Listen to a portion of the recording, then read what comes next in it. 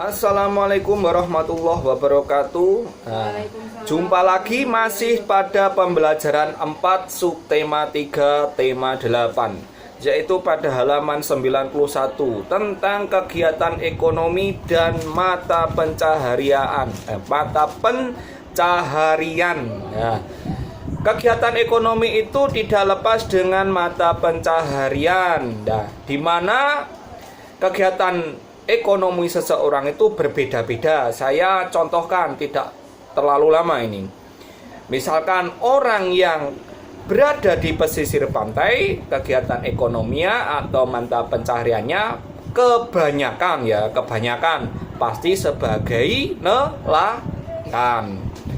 Orang yang berada di daerah pedesaan kebanyakan atau mayoritas secara umum pasti sebagai petani. Meskipun orang desa itu ya ada yang jadi dokter, jadi guru, jadi pengusaha ada, namun kebanyakan atau mayoritas sebagai petani.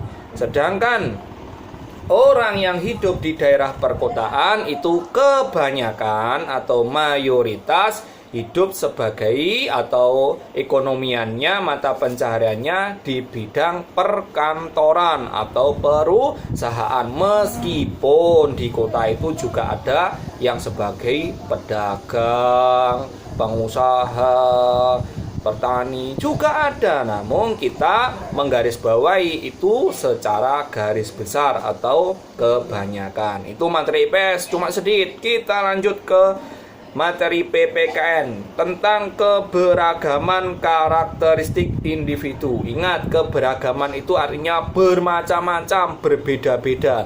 Namun kita kembali ke semboyan negara kita, yaitu Bhinneka Tunggal Ika, yang artinya berbeda-beda. Meskipun berbeda-beda akan tetapi masih tetap satu jua atau satu tujuan. Keberagaman karakteristik individu itu tidak menimbulkan perpecahan, namun malah memberikan kemanfaatan. Salah satunya yaitu menumbuhkan sifat nasionalisme.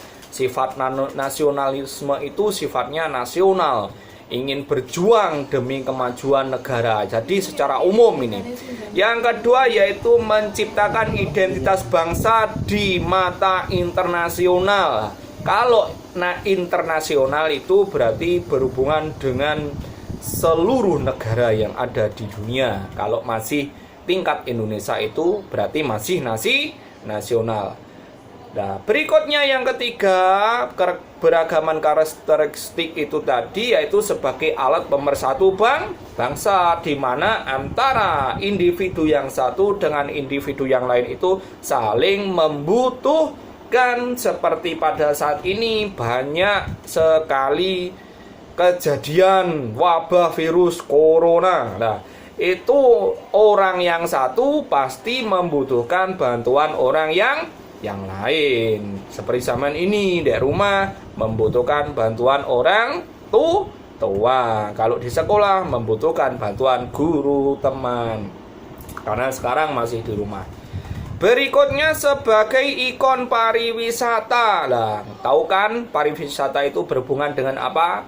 Tempat rekreasi, tempat menenangkan pikiran, tempat untuk mencari kesenangan atau agar pikiran ini tidak stres. Ya, itu tempat pariwisata. Berikutnya yang kelima, menambah pendapatan nasional. Dengan banyaknya tempat pariwisata dikunjungi oleh banyak orang, pasti pendapatan pada daerah yang dijadikan untuk tempat pariwisata tersebut akan mendapatkan pendapatan atau penghasilan yang lebih daripada wilayah yang tidak dijadikan sebagai tempat pariwisata. Berikutnya atau yang terakhir keenam, memupuk sikap toleransi. Masih ingat apa arti toleransi? Toleransi itu artinya saling menghormati, saling menghargai sesama. Perbedaan individu atau keberagaman karakteristik itu meskipun kita berbeda-beda, kita tidak boleh untuk saling mengejek. Nah, bahkan kita itu dianjurkan untuk saling membantu atau gotong royong. Kembali lagi pada permasalahan saat ini tentang virus corona. Di setiap RT, di setiap lingkungan mereka saling membantu dengan menyemprotkan cairan.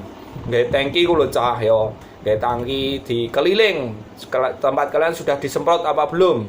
Kalau belum silahkan nanti kalau ada penyemprotan kalian bisa lihat tujuannya apa itu, untuk menghilangkan bakteri atau virus. Itu juga termasuk tolong menolong dalam sikap toleransi. Nah, toleransi ini banyak, toleransi dalam masyarakat, toleransi dalam umat beragama dan lain-lain. Nah, ingat pesan dari saya. Ketika di rumah kalian harus manut atau nurut kepada orang tua. Jangan melawan dan jangan lupa sholat 5 waktunya dan tetap mengaji di rumah masing-masing. Sepakat ya? Janji. Sekian dari saya dan wassalamualaikum warahmatullahi wabarakatuh.